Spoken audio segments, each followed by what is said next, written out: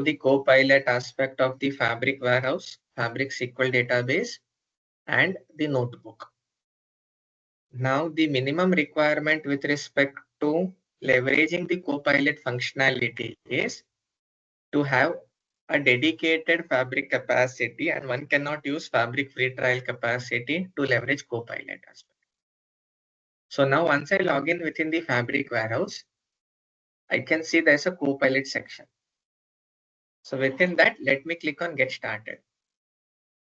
Now, we can ask multiple aspects to the Copilot. Some of the aspects can be with respect to generic help aspect, meaning generic questions with respect to Fabric Warehouse. So now we know, correct, how all we can load data within Fabric Warehouse via data pipeline, data flow gen 2, notebooks, etc. Correct. But I can even ask a question to the Fabric Warehouse stating or asking, how can I load data in the Fabric Warehouse? So this is the input prompt. Corresponding to the input prompt, the corresponding input tokens are generated on which the charge is calculated. Also, this would pop up an output. This is the output aspect. This output can be converted into tokens and we can calculate the cost associated with this Copilot on the capacity consumption. So you can see that Copilot provided an aspect that you can load data into Fabric Warehouse using several methods.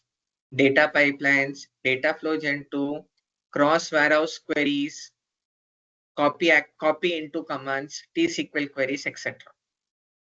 Now I can also ask some of the generic questions with respect to, we know, correct, identity column as of today is not supported in the Fabric Warehouse. So I can confirm whether is it possible to create identity column in a Fabric Warehouse. So basically these are the simple, so it states that it is currently not possible to create an identity column in the Fabric Warehouse. So one can leverage the Copilot to confirm certain aspects with respect to Fabric Warehouse functionalities. This can also be done via Google as well. Correct. So what is the benefit of this? As such, nothing major, but there are other benefits of Copilot that we will take a look with respect to the corresponding aspect. Now, there are certain slash prompts that one can provide that helps Microsoft Fabric Copilot, Warehouse Copilot function. Like there is slash question, and then I can post a question. This would state that this is a question to which Microsoft Fabric Warehouse Copilot of the Fabric Warehouse needs to provide the necessary answer. So I'll provide what types of security are supported in the warehouse that we had taken a look.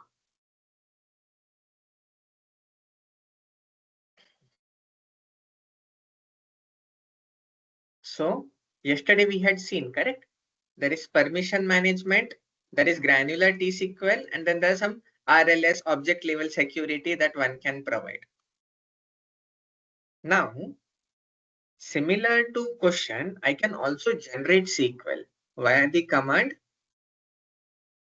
generate dash SQL. Post, the spelling is wrong. Now, here I can state that create a date table. If you all remember, in the Copilot for the data pipeline, I had provided a prompt that for data flow gen 2, create a new query with date table with values like date, calendar year, etc. I'll provide the similar prompt wherein create a date table with values like date, calendar year, fiscal year, quarter from 1st September 2024 till date.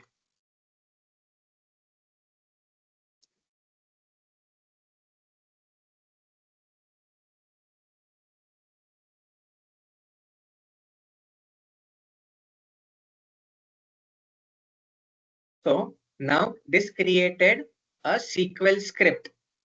Now let me insert the code.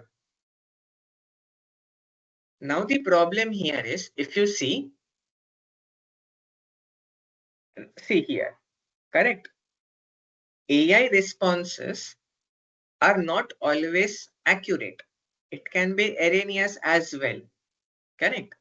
So now if you see, based on this prompt, it created a table definition and then it created a SQL query to insert the data into that corresponding table, correct?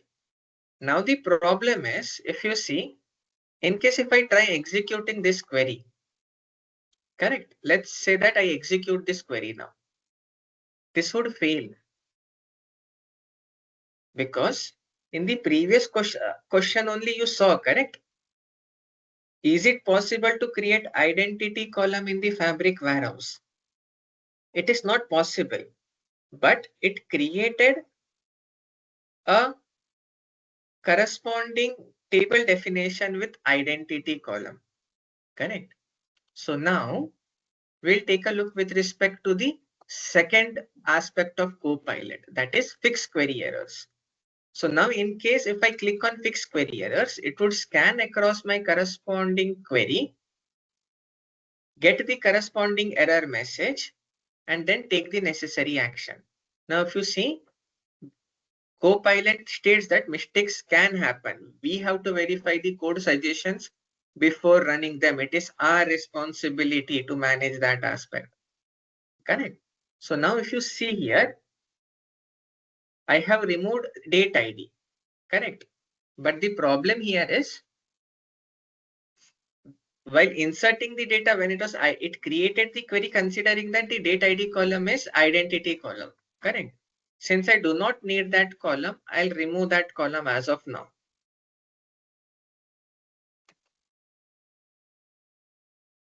Then no, since I'm removing that column, I do not need a primary key associated with that. Now let me take a look whether the date, see there is already a dbo.date table, correct? So let me change the name of this, date cop.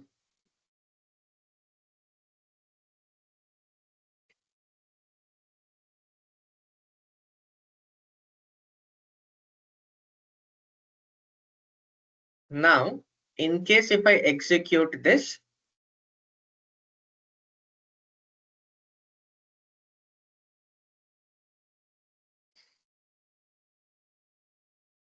it's executing the necessary set of the queries.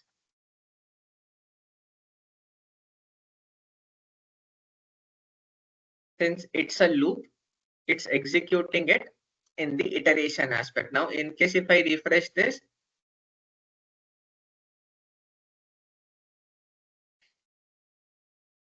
I should see that there is a date code table that has been created. So now let me cancel the execution of this query. I do not want it to run for more time. Now let me query this table. Select all from dbo.dateco.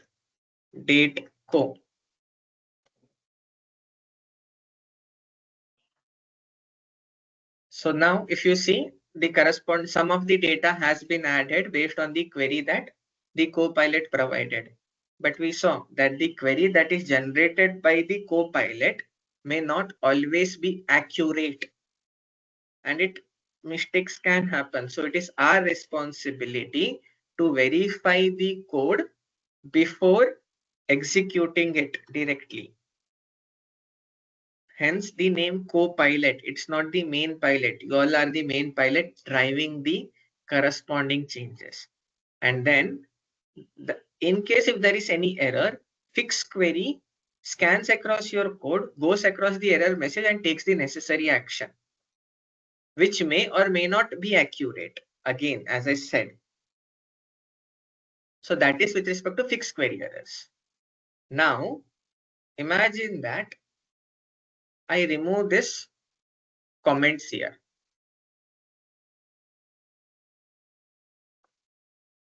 Now, imagine I have this query. Then I can leverage the explain query aspect. What it does is it scans across the corresponding query and adds the necessary comments pertaining to that query, wherein here I'm creating a table based on the aspect, declaring variables, insert. This is to identify first quarter, second quarter. So it scans across the code and adds the necessary comments pertaining to that query, making sure that in case if there are any complicated SQL logics that have been written that are not properly documented, the explain query can summarize it and add the necessary comments if need be. This is the benefit of Copilot. So Copilot not only helps you understand the aspects, but also fix queries, provide necessary SQL statements which may or may not be accurate, and it helps explain the query. Now, I already have a date table here, correct? Date co table. Now I want to check what is the minimum and the maximum value of the date in the date table, correct? So let me ask a question that what is the minimum and max value of date in the date co table?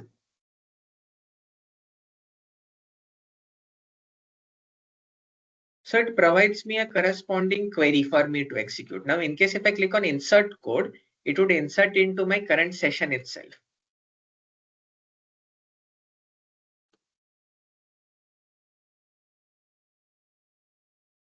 So this is providing me the corresponding min and max value for the date that is present within my date code table. But then let me ask it as a question. What is the min and max value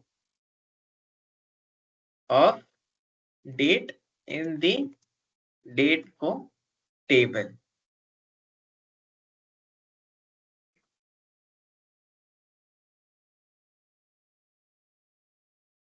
Can you see the error message?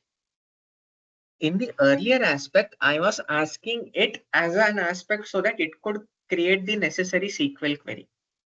But here, when I put the statement as per slash question, it means I'm asking it as a question for which I want it to provide me the corresponding answer.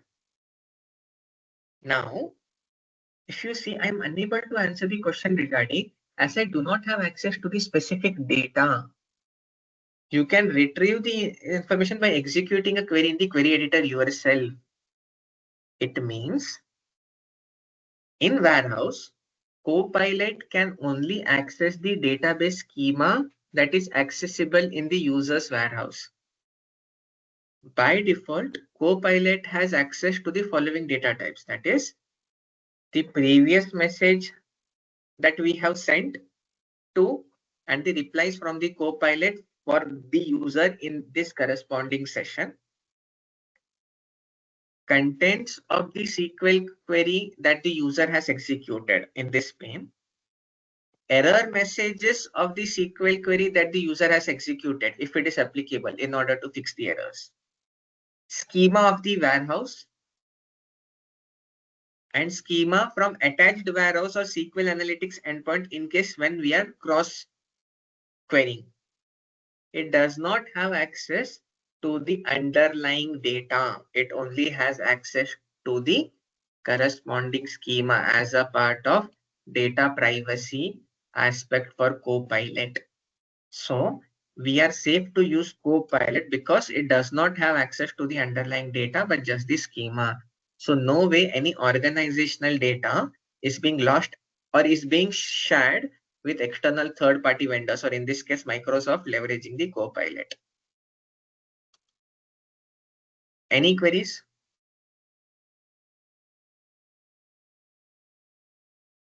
Now I have a date table. I have a date table and a date co table. Correct. So imagine that I want to join the date table and the date code table together, but I do not know on what basis can I join that. So what I can do is I can type a question. How can the date and date code table be joined together?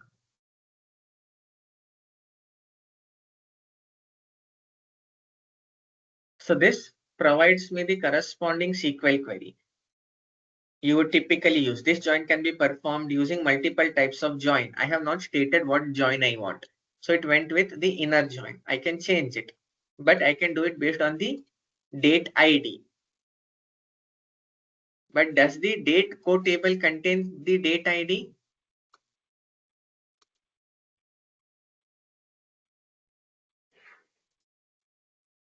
Is there anything called date ID? No, correct. But it still took the column as date ID. So sometimes it does make mistake when providing the necessary output aspect. Now, let me ask another question. I can see that there is a weather table and there is a trip table. Now, can those two be joined together? Trip is a factual data and weather is your dimensional data. So in that, let me try adding this here. And let me try executing this.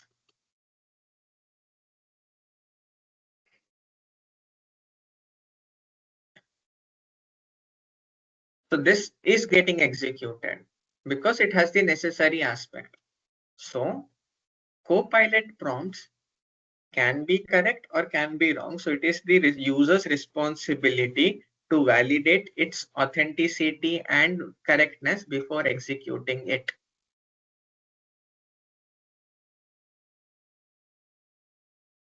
Now, let me open a new SQL query. So here, now let me write a SQL query wherein I have a geography table. Within the geography table, I might have multiple states. Okay, that is visible here with respect to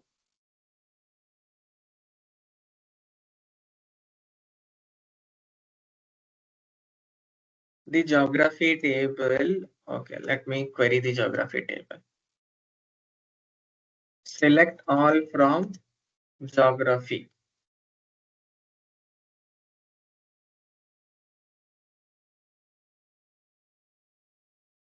So if you see, I have a state column, correct?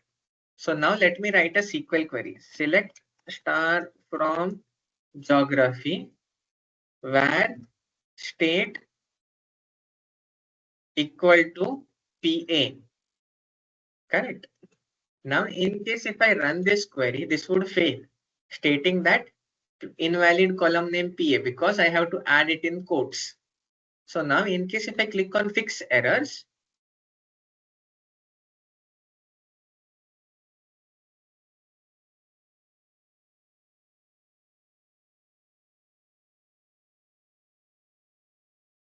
now you can see, correct? Now in case if I click on fix errors, some odd aspect came in, correct? So it is not always that the Copilot could always be correct is the main aspect that I'm trying to make here.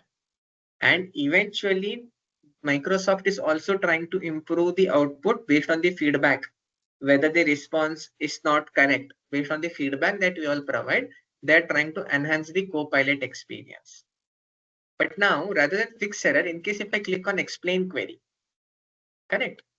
Now it automatically corrected the corresponding query and properly indented it.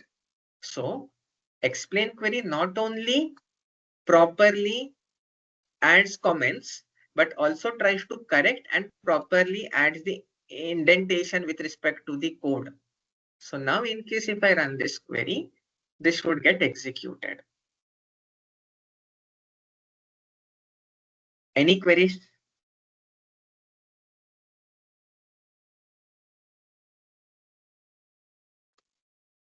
Now I have now basically just adding a comment that list the average temperature of each city. I have a trip table. Within trip table, I have let me query the trip table, correct? Select all from trip table.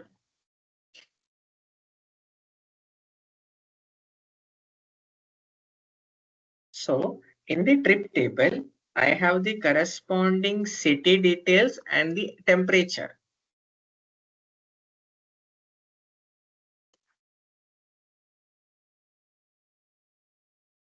The temperature aspect, the drop points, other aspects that I have, trip duration, temperature, amount, etc. Correct. So now I want the average temperature of each city. Correct. So list the average temperature of each city. Now what this would do is this would automatically try to compile a code and provide me the necessary compiled code.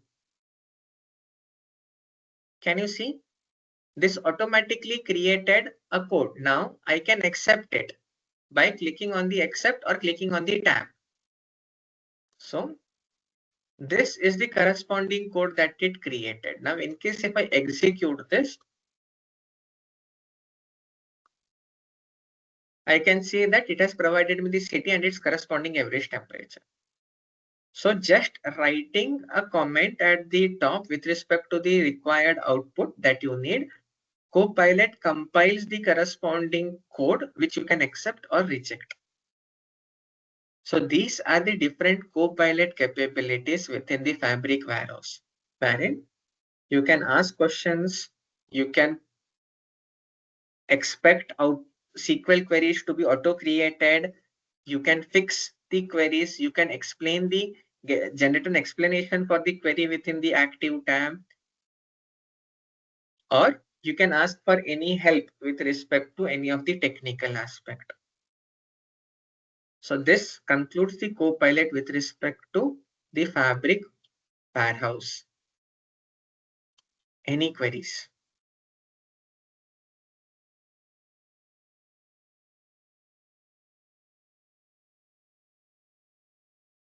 Okay. So now let's take a look with respect to the Copilot capability within the Fabric SQL database then.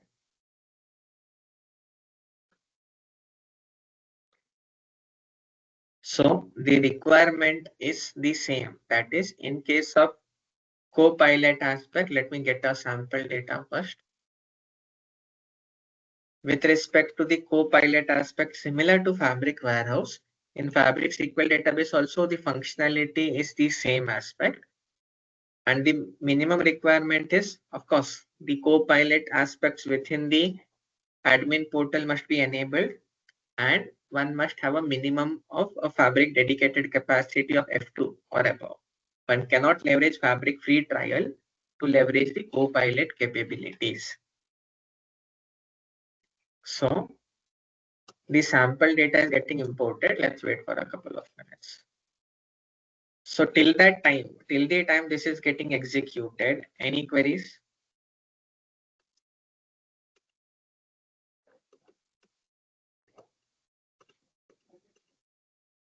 Okay.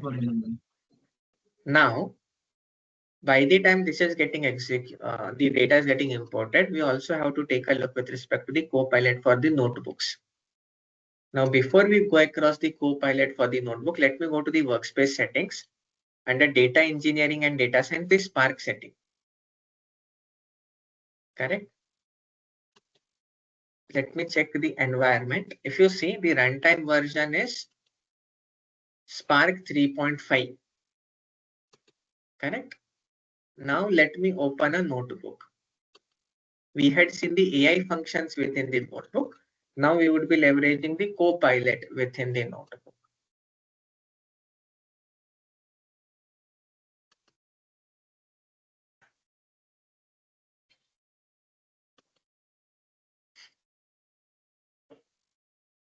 Now, first let me mount a corresponding lake house to my data, to my notebook. Correct. So here I have, let's go with lake.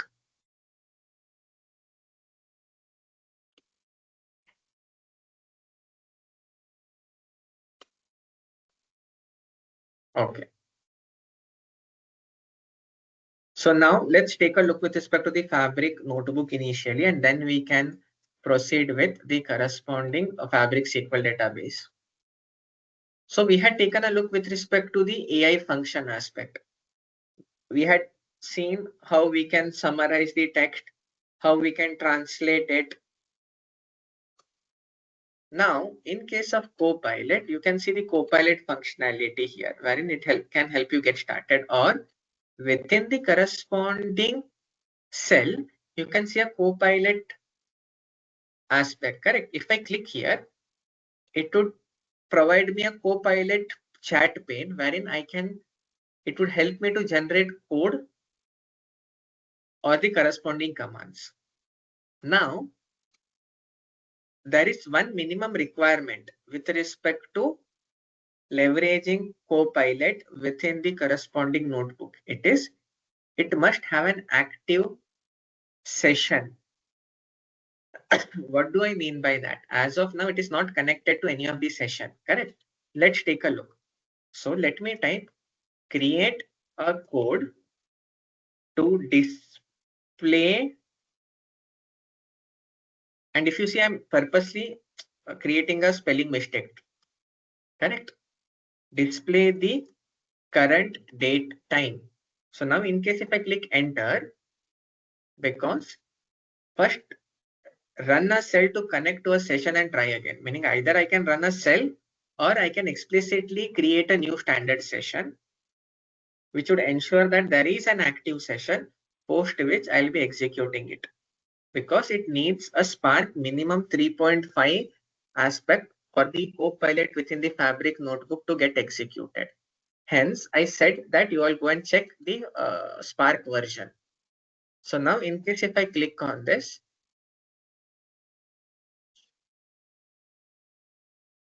it would create a corresponding code.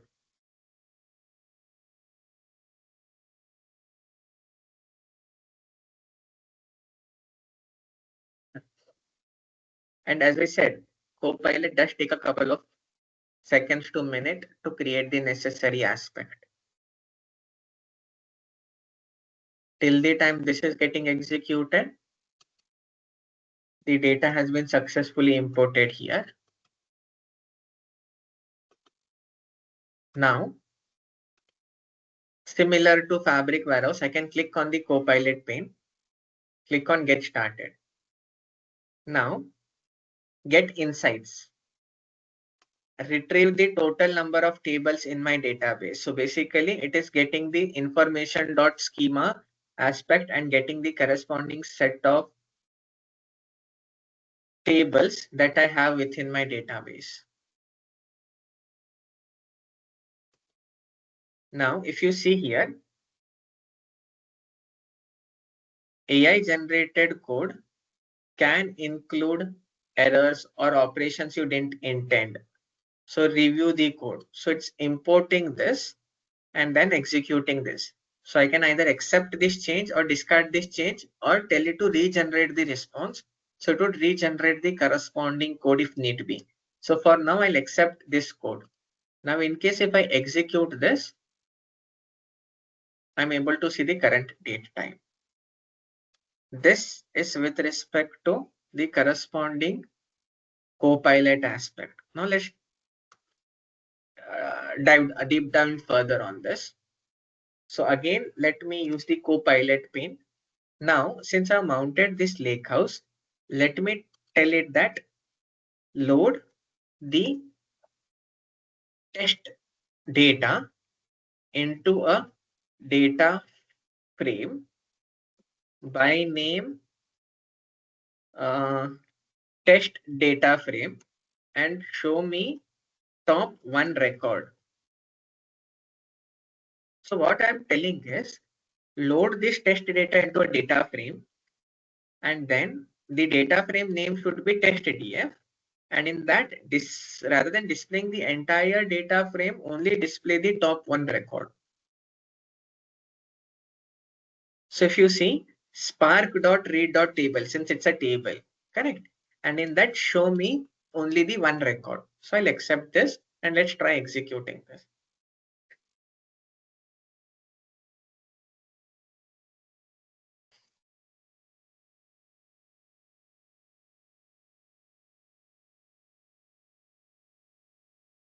So this would provide me one record for the corresponding, okay.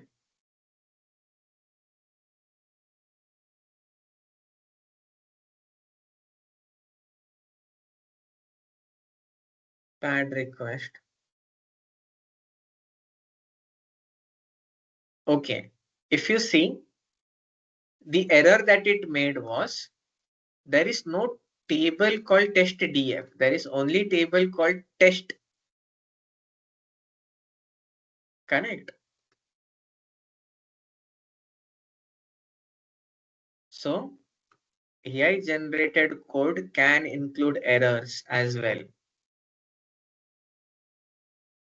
So in case if I do this, load data into a Spark, this is via Spark SQL, correct? So this is the correct code. So as I stated, Copilot can have issues with respect to the corresponding code that gets generated. So now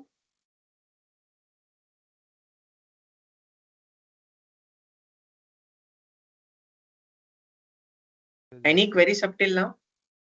No. So one has to be very careful with respect to the data that we create or the code that we accept from the corresponding Copilot output. It may or may not be wrong, may or may not be correct, my fault.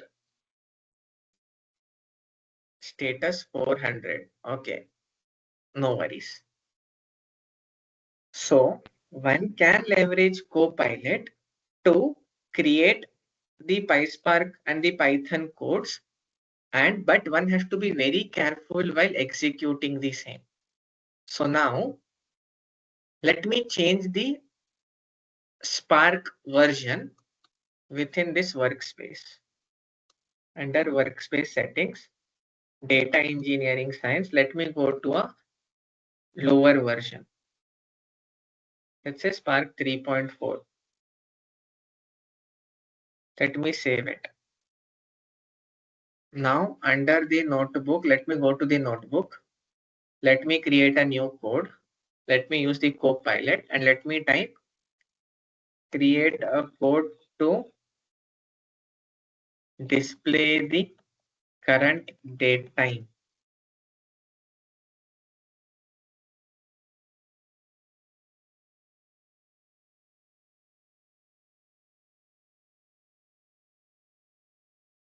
Okay, first I had to stop this session. Let me connect to a new standard session since we have updated the Spark aspect.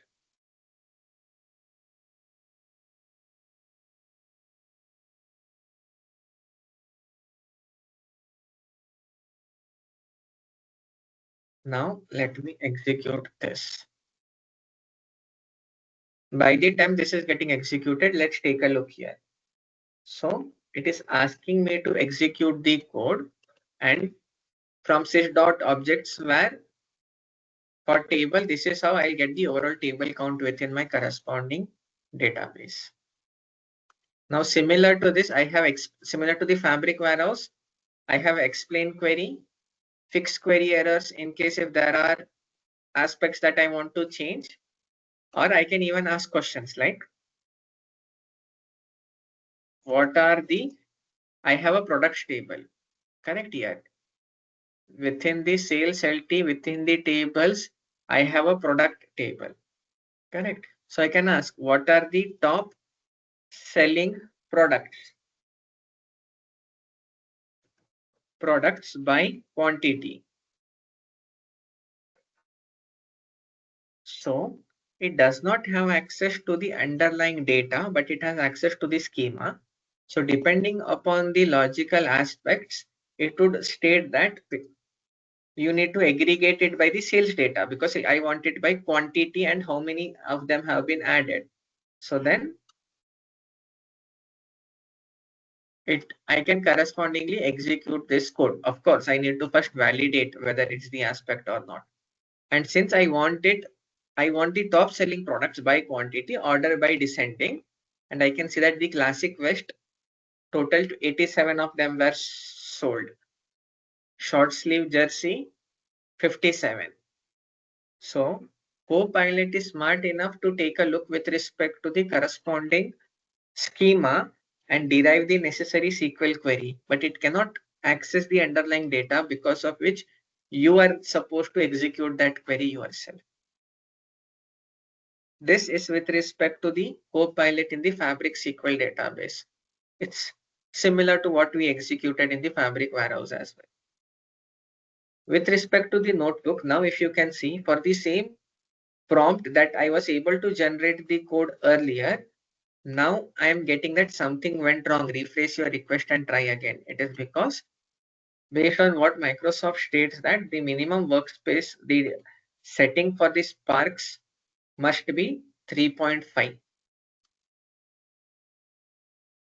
So now in case if I try to execute that code again after restarting the session, I would be able to get the corresponding prompt.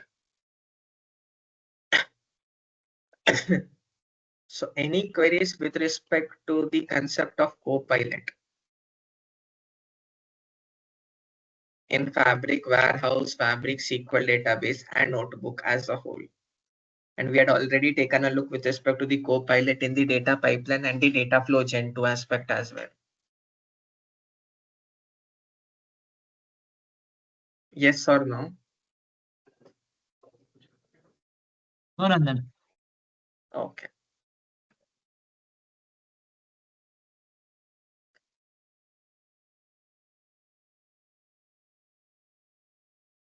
So now, since we have upgraded the Spark version, this should generate the corresponding code in some amount of time. So this concludes Copilot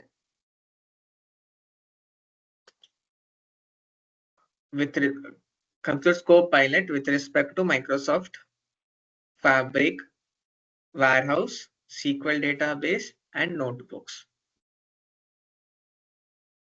Any queries?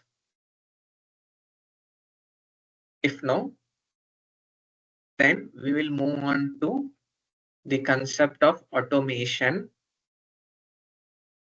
and REST API leverage aspect. So let me first pause my Fabric capacity.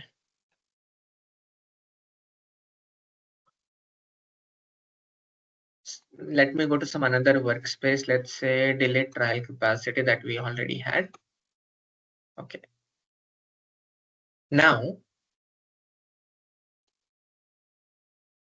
within my Copilot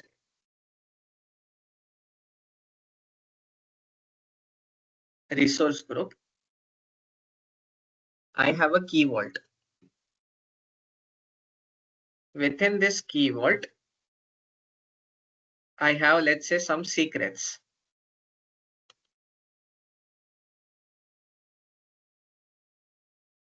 Secret 1. And the access policy is governed via the corresponding aspect.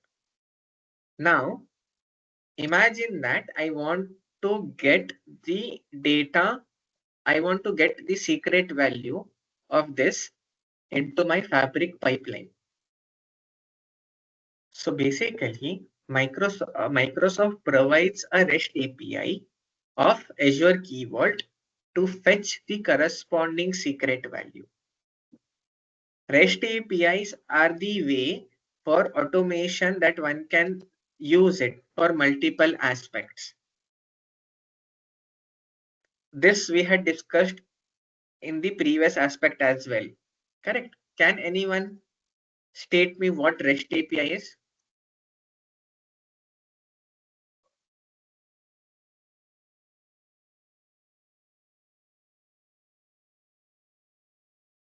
Connect the data from the different application.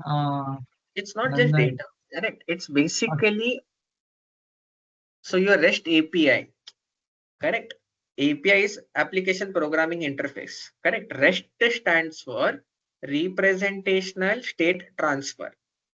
So it's basically a web service, HTTP, correct? Hence it's a web service that allows us to interact with servers using our standard HTTP methods. So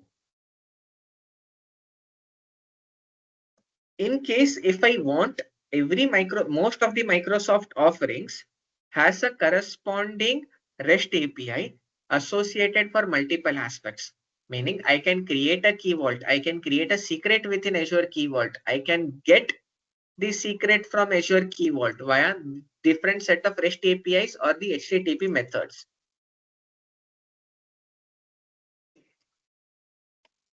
So now let's take a look with respect to, in case if I want to retrieve the secret value within my corresponding data pipeline.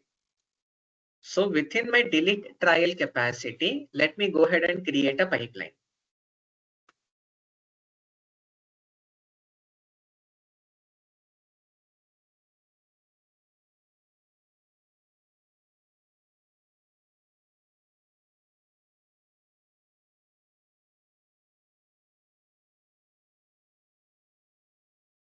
Now, as I said, it's a web service. To trigger the web service, if you remember, which activity do we majorly use? We use the web activity. Now, within the web activity, first aspect is I need to create a connection. Correct? So I need to create a new web connection.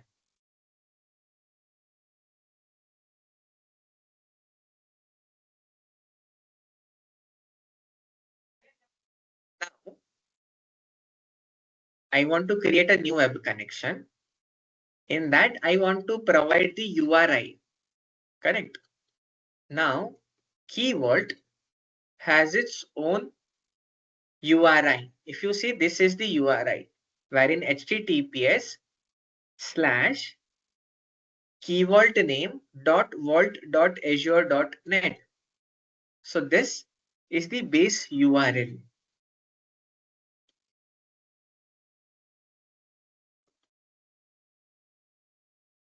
Now token audience, if you remember the resource URL, meaning the resource that the token is intended for. So in this case, it is Azure Key Vault.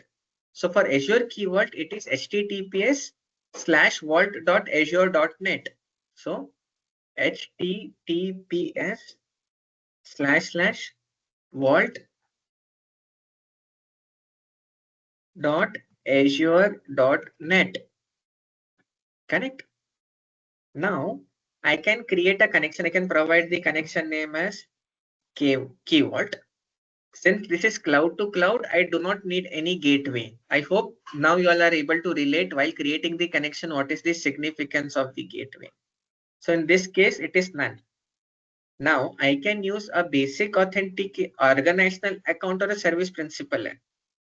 So for now, in order for me to leverage a service principal, I should provide the service principal access within the Key Vault. But for now, I'll proceed with my organizational account authentication only.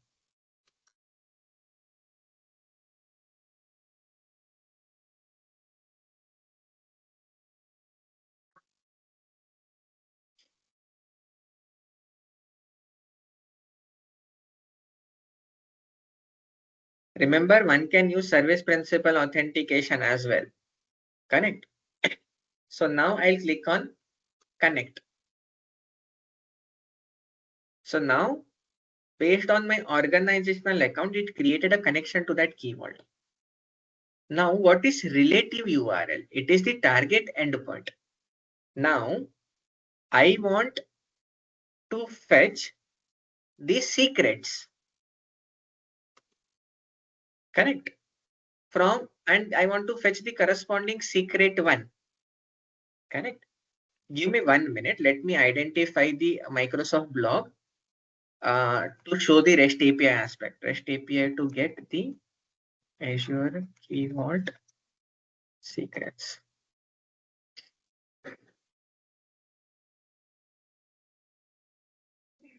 So Microsoft has proper documentations with respect to the same. So if you see get secret, correct, is the way to get the secret of the Azure from the Azure keyword. So here if you see, get is the HTTP method. Now when I say HTTP method, there are multiple types of HTTP method. You can see some of them here itself, correct? Get, delete. So what does different HTTP method mean? So let's start with the simple one, that is get HTTP method. Get basically, as the name suggests, retrieves the data from the server without modifying it. So I'm just getting the data from my corresponding server without having the need to modify it. Then there is post method. Post method basically sends data to the server to create something new. So imagine if I want to create a secret, correct? Then I can use the post method stating that go ahead and create a secret. Then there is put method. Put basically updates or replaces an existing resource on the server.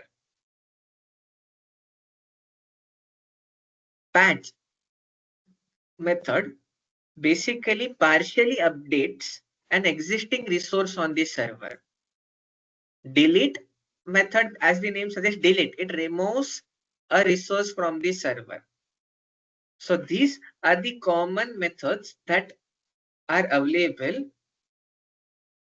HTTP methods that are available with respect to APIs. Any queries up till now?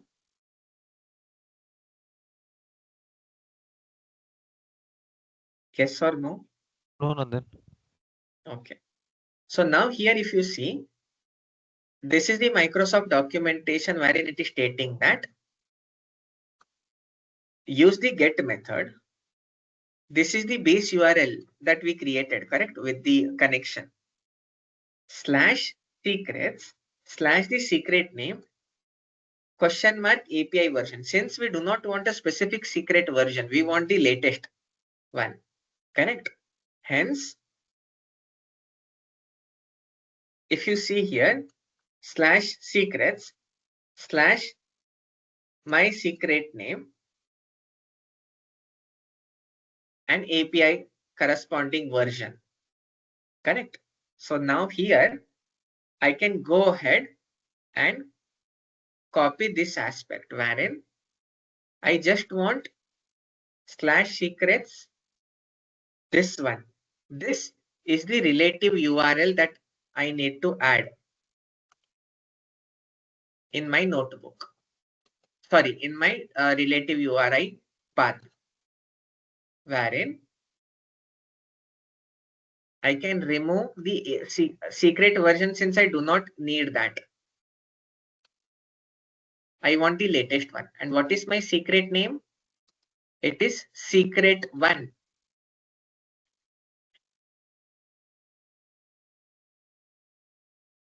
So this is the relative URL. Now I can parameterize this by adding a dynamic content rather than having one web activity per secret. If I want to get the secret values of all the secrets that are present within the keyword, I can iterate this and get the necessary set of values.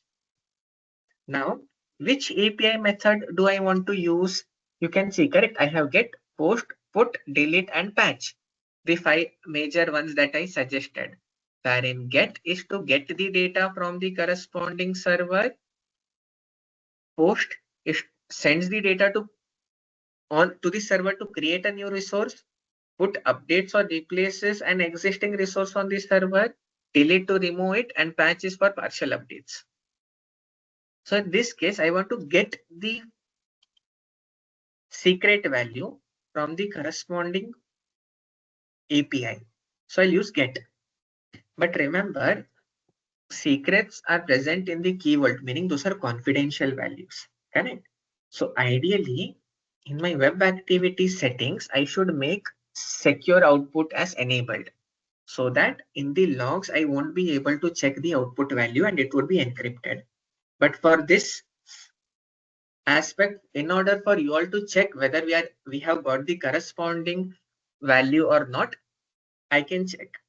Now, if you remember, in the REST API, there was an option wherein I could even provide, whenever I update a secret, a new version gets created. I can specify the version of that corresponding secret that I want to get. Since I have not provided the version, it means it takes the latest version itself by default, and that is what I want. So now in the secret value, I can see it is 123 at the rate 456. Now let's execute this pipeline.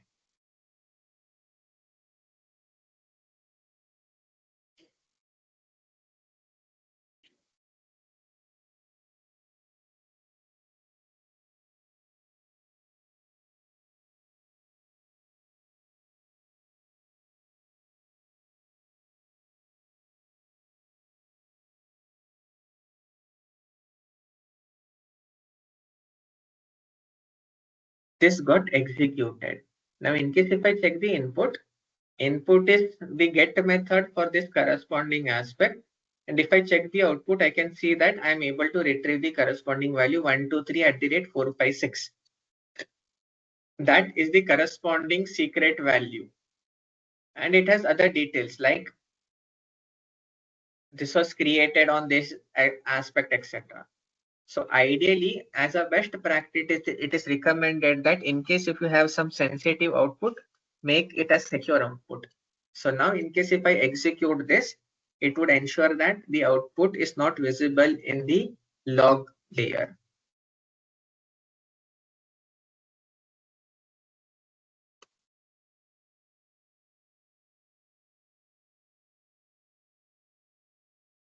So if you see secure output, now let's tweak a scenario a bit, correct? Let me add the, let's create a variable, correct? Var x of type string, correct? Let me use activity, set variable activity, and I'll assign var x with this output, the output dot value. This would fail, correct?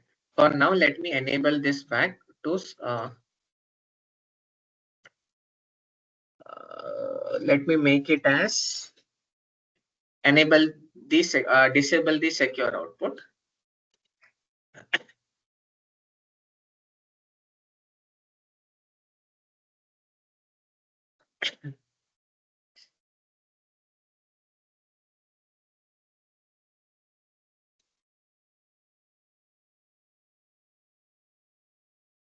Set variable activity failed because the output is of type this, correct? So I have to put output dot value. So output dot value would give me the corresponding specific value that I need.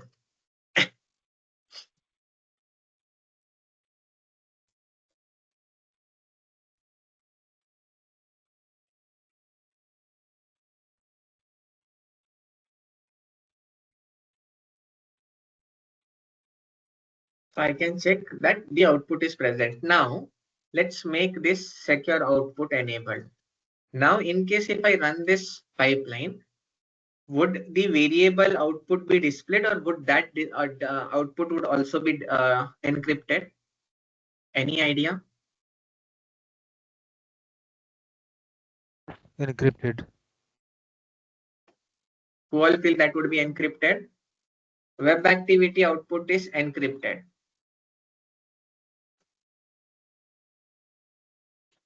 Because I have not made the set variable output as secure output.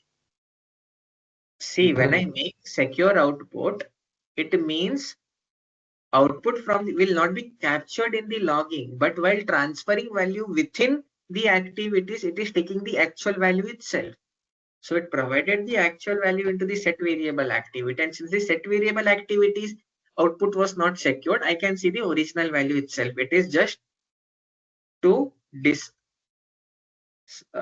encrypt the values in the logging aspect itself. So Nandan, in web activity, you have encrypted, right? Correct. Then how can it pass? As I stated, Ramesh, read the message here. When checked, output from the activity will not be captured in logging. When you are passing from one activity to another, it's not logging, it's internal movement. In internal movement, it passes the original value itself. It's only in the display that it gets encrypted. Okay. This is what it means by secure input, secure output. Okay, got it. ये internal encrypt नहीं कर रहा है, बस display पे encrypt कर रहा है. That is the common aspect with respect to dynamic data masking and others as well. It's only as the frontal aspect that it gets masked or hidden. Okay, got it. Thanks. So this is with respect to the REST API aspect. So now we saw one way of triggering REST APIs via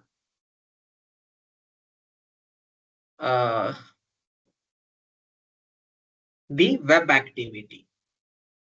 So now you can understand there are multiple REST APIs, correct? Let me REST API to get the list of Power BI reports within a workspace. So if you see, Microsoft has its own REST API called GetReports.REST API. So if I execute, this is my REST API. If I execute the get command on this REST API, it would provide me with the data sets that are present within my organization. Data sets are equivalent to the Power BI reports. So pertaining to everything, right from data sets, data flows, gateways, etc., there are different REST APIs that are available. There are even REST APIs for pipelines, wherein I can create a pipeline via post. Post meaning to create something on the server. So via this activity, I can create a pipeline with the corresponding JSON need be. So one can leverage the concept of REST APIs to automate your development or certain aspects rather than manually inputting the values. So we saw one aspect with respect to the web activity via the data pipeline. Now let's explore some other tools and technologies that can be leveraged for automations, within the Fabric ecosystem. So now, if you see, this is the data pipeline, correct, that I created. I can check the run history. The run history was last at 11:02 AM. Now imagine that, sorry, in case if I want to trigger this pipeline from externally, we saw up till now how you can trigger a pipeline. You can trigger a pipeline via normal schedule. You can trigger it via event-based triggers. But one aspect that I had been stating multiple times is You can even trigger objects via the REST APIs. Correct? So now the data pipeline has its own set of REST API. Correct? Via which you can trigger the pipeline via REST API. So in case if I want to trigger the REST API, I want to trigger it from, let's say, another tool called Azure Data Factory. So let me log into my Azure portal. Let me create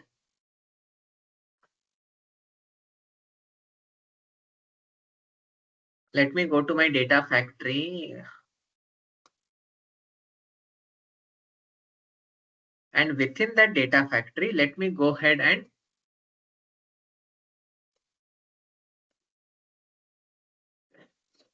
create a Azure Data Factory pipeline. So now let me create a new pipeline. And in the new pipeline, I want to, this is to trigger Fabric Data Pipeline. This is my pipeline name. Similar to how Fabric Data Pipeline has a JSON, Azure Data Factory pipeline also has a JSON code.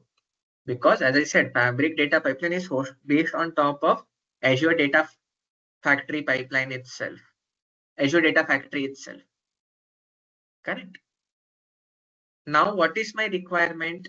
My requirement is to trigger the Fabric Data Pipeline via Azure Data Factory. In case if you want end-to-end integration. Now for that, first step is I need to use a REST API. Correct. I need to get a REST API. So that is a REST API. Correct.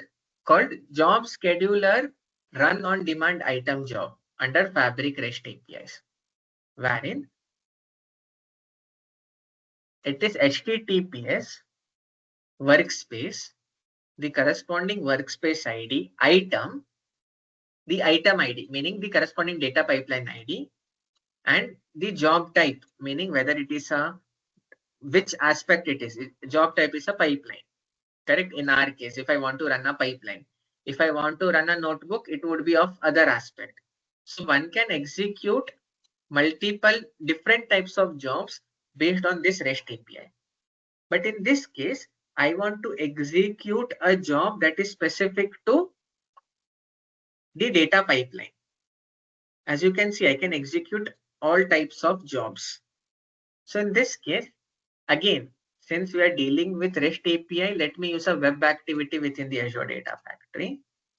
Now, if you see, what is the method that I want to use? I want to trigger meaning make a change. Correct. So for that, as per the Microsoft documentation, here it is post method. So I'll use the post method. Now, what authentication can I use? Here, unlike Fabric, we do not have organizational account. But I can use system assigned managed identity. If you remember, we had the system assigned managed identity concept. Correct? But now in order for me to execute this pipeline, my corresponding ADF needs to have access within this corresponding workspace. Correct. So for that, let me go ahead and under manage access, can you see I have added the Copilot DF.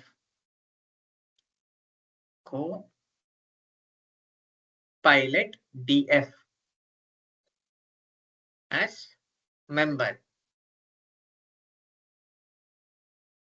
Now it means it has access to this workspace for it to trigger the pipeline. So this is the pipeline. Now let's generate the URL that we want. Correct. So the URL that is associated with this REST API is, let me copy this. Let me for now go into JSON and paste it here so that we edit here. Remove the post aspect. Now first aspect that I need is the workspace ID. This is how I'll capture the workspace ID.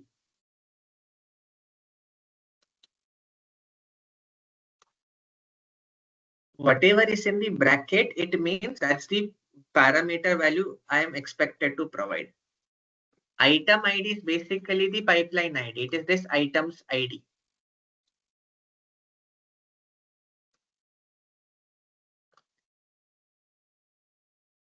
Then job type.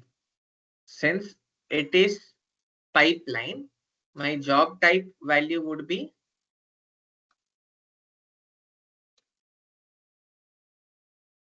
pipeline. So this is my URL, which I'll post it here. I can make it dynamic, remember, correct? But for our use case, I'm making it hard coded. Now, if you remember resource URI, for Azure Key Vault, it is this. For Microsoft Fabric, the resource URI is http://api.fabric.microsoft.com. Now, if I trigger this pipeline, it would fail now.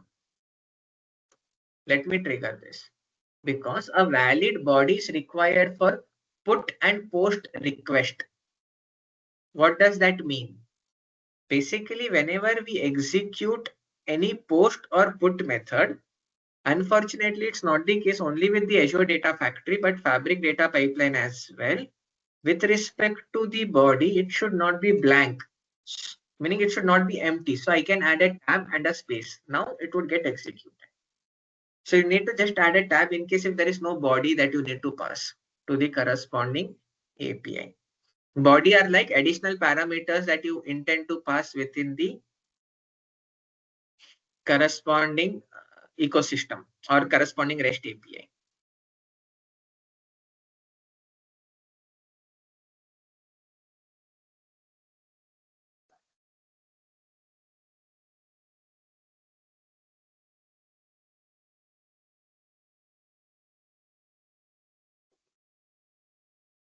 So any queries up till now?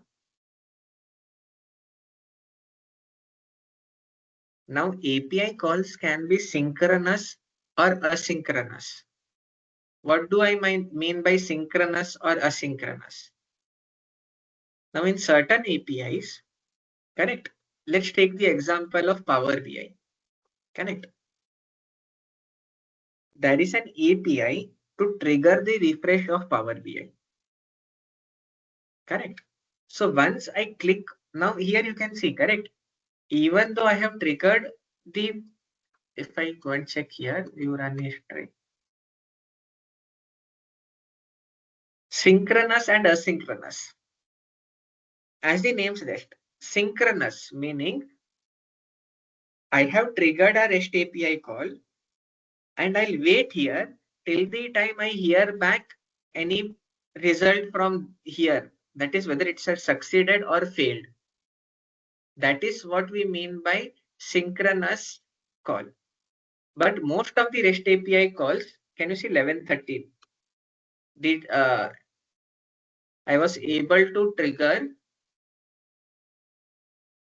the Fabric data pipeline and it states that the status is completed.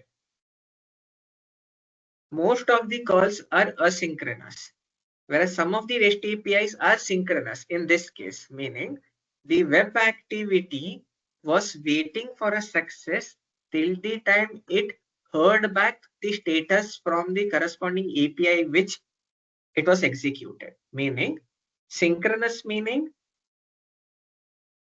I triggered something at the API and I am waiting till the time I hear back a response from it, meaning I'll get a response from it, the end result. Asynchronous is मैंने trigger कर दिया, done. अभी वो trigger के बाद whether the job has been success failure, for that there is a separate REST API to get the status of that. So in case of Power BI, there is one API to trigger the refresh and then there's another API to get the status of that refresh, whether that has been completed or not. So those are what we call as asynchronous APIs, wherein every API has its own purpose and it does not provide back the status of the other. So now we saw that via API, I am able to cross communicate between different offerings. I am able to trigger a Fabric data pipeline via Azure Data Factory. And it's not just Azure Data Factory. You can even trigger it from any offerings, be it outside Microsoft as well, as long as you have the rightful API aspects. Am I clear?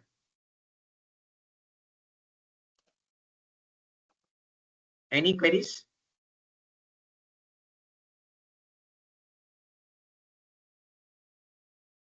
No query, Nandan. Now, this is just an FYI for you all, correct? Remember that this is a Microsoft doc, correct? Here, if you see the HTTPS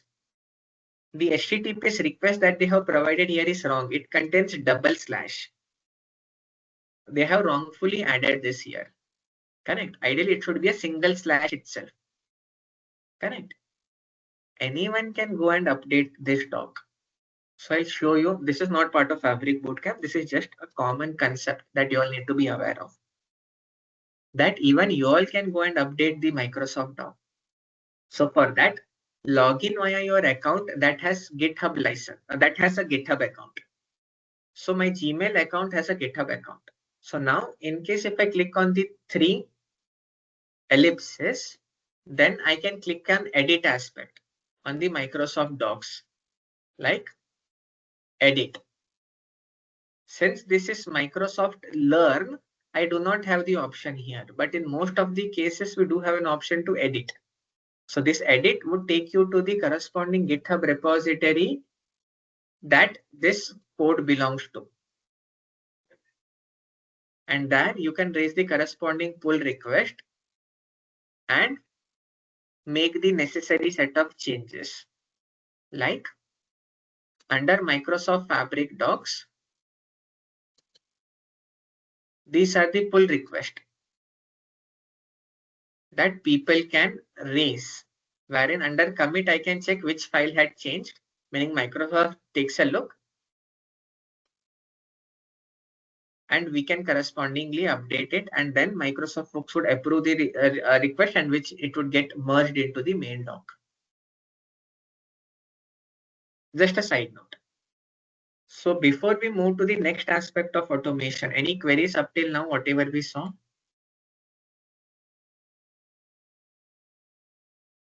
Now, one aspect that I had stated to you all was, if you remember, the SQL Analytics endpoint does take some time for it to refresh with the front end aspect.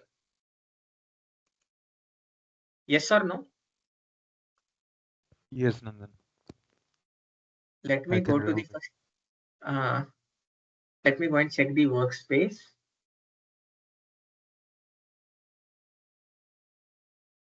Okay, no worries. So now let's take a look with respect to that. In the Azure Data Factory, let me create LK1 underscore daily trial. Okay. I have a lake house with respect to, give me 1 minute.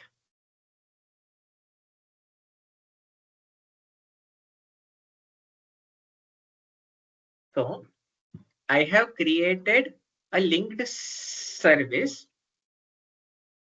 to my Fabric Lakehouse called LK1, wherein I have used service principal authentication. And in case if I click on test connection, I can check that it is connected. In delete trial capacity, by the time that is getting executed, I have a lakehouse called LK1. Let me open that lakehouse. It is this lakehouse. Now within this lakehouse, I can see that the connection is successful. So basically in Azure Data Factory, to create a connection to the Fabric Lakehouse, I need to provide the workspace ID, the lakehouse ID, workspace ID and the lakehouse ID. Then it only supports service principal authentication. Hence, within that workspace, I have added a service principal member access so that it can access that corresponding lakehouse. Because of that, the test connection is successful. Now, I have already created a pipeline, correct?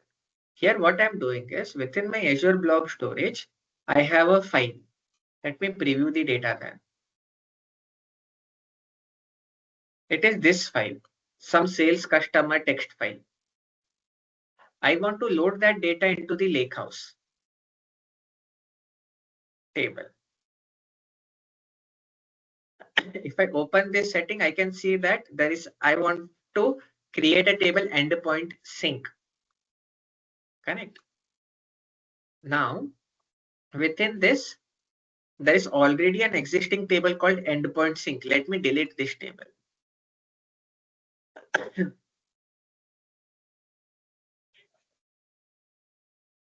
So now you can see that there is no such table. And via my copy activity, I'm trying to create a table called endpoint sync into my lakehouse. Then via lookup activity, since if you remember, in order to query the SQL Analytics endpoint, I have to leverage my Azure SQL Database connector. But if I check the connection details, is the SQL Analytics endpoint itself that I am using of that corresponding lakehouse one. And in that, I am querying the count of records in that table. Then on completion, this is on success I'm going here, and on completion, I'm leveraging a web activity, and I'll explain that web activity later. And then again, post this web activity execution, and again checking the count of that records in that table. Now let me go ahead and execute this. And let's understand what this pipeline is doing.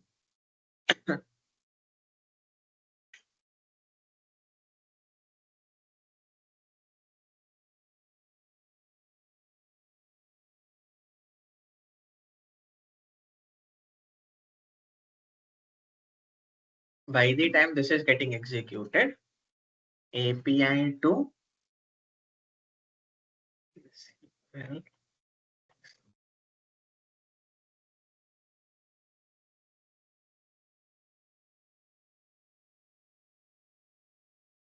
in June, Microsoft released an API.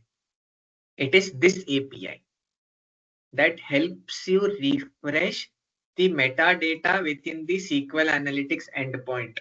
So rather than we waiting and understanding whether the data or the metadata within the endpoint has been refreshed or synced or not, one can explicitly trigger the synchronization via this and post the API confirmation. We can understand that yes, the endpoint has now been synchronized.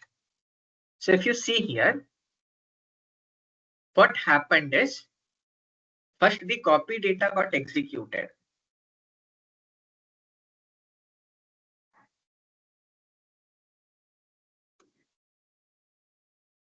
Correct. The copy data got executed, wherein I can see that there were overall one file read and one file written with 847 rows. Then this was within the lakehouse front view. That is, in the lakehouse front view, I am able to see something called as endpoint sync.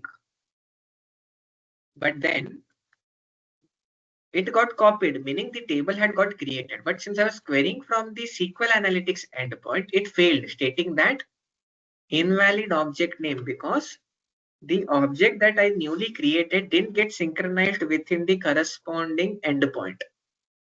So for that, one way could have been I wait for let's say 5 to 10 minutes and then proceed. But that 5 to 10 minutes is also not a confirmed shot. Correct. So for that, Microsoft has released a API wherein what I'm doing is If you check this aspect, it's the post method. Then within the post method, I have to provide this API when I have to provide the workspace ID and the SQL endpoint ID with refresh metadata. So if I check the JSON here, I'll be able to see the corresponding URL, workspace ID and the SQL Analytics endpoint ID, refresh metadata. Ticks is basically the timeout period for the corresponding aspect, meaning till how much time should I wait for the metadata to synchronize, post which it should time out. Ticks is basically a way of providing the time in this aspect. So I'm providing the data in ticks, and this is how, in case if you want to provide some additional parameters, it's the body aspect. Since I'm using system assigned managed identity because I've given this Azure Data Factory access on the workspace, I'm able to leverage the REST API. And post the synchronization aspect, it proceeded with the next lookup activity, and I was able to get the output as 847, which is equivalent to the copy data count 847. So via the REST API, I am able to overcome the error or overcome the limitation that was available with the SQL Analytics endpoint, wherein it had, even though the Lakehouse view was synchronized, the SQL Analytics endpoint, there was a latency in the synchronization aspect. That can be overcome via the concept of the REST API. So any queries on the benefits of REST API and how it helps in automation and other aspects? So Nandan, इधर भी तो wait time दे रहा है ना web activity में wait In करने के लिए, case तो of ये wait time, unfortunately, you do not know कितने time तक wait करना है आपको. But if you trigger the sync, इसका success, this success means synchronization has happened. Whereas wait time 5 minutes success would not guarantee whether the synchronization has happened or not, because we do not know how much time it takes for the synchronization. okay.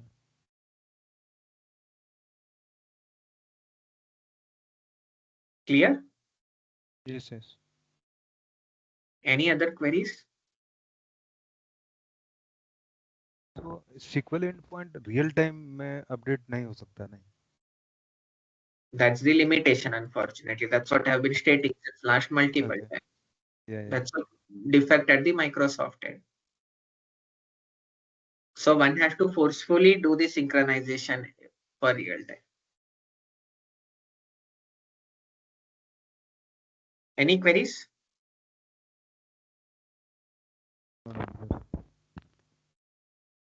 Okay.